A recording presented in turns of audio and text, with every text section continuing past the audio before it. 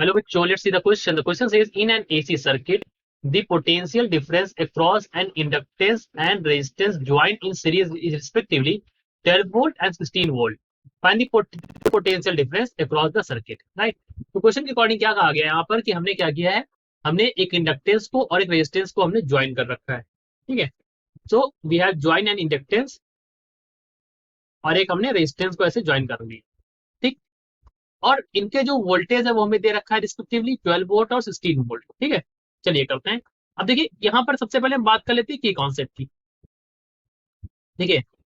अगर हमें यहाँ पर निकालना है वोल्टेज और टोटल पोटेंशियल डिफरेंस निकालना है, हमें टोटल पोटेंशियल डिफरेंस की वैल्यू क्या होगी, V इज इक्वल टू क्या हो जाएगा, V is equal to VL square plus VR square. ये हमें यहाँ पर यूज करना होगा.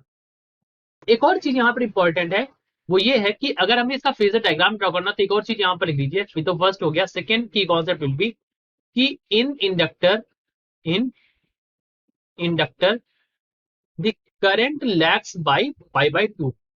इंडक्टर में जो होती है current lags by pi by 2. Right. यानी कि अगर हम ऐसे ड्रॉ करें वी एल एक तरफ और एक तरफ वी आर, ये वी एल के लिए हो गया, ये वी आर के लिए हो गया, तो हमारा पाई बाय 2 से इस तरह से हमारी ये हो जाएगी वी की वैल्यू. ठीक. अब अकॉर्डिंग टू क्वेश्चन हमको दे रखा है वीएल और वीआर की value, so we will use them. So we have been given VL is equals to 16 volt, VR is equals to VL की वैल्यू दे रखी है 12 वोल्ट, सॉरी VL की वैल्यू दे रखी है 12 वोल्ट और VR की वैल्यू दे रखी है हमें, रेजिस्टेंस दे रखा है 16. रेजिस्टेंस कितना दे रखा है, resistance given to us as 16 volt.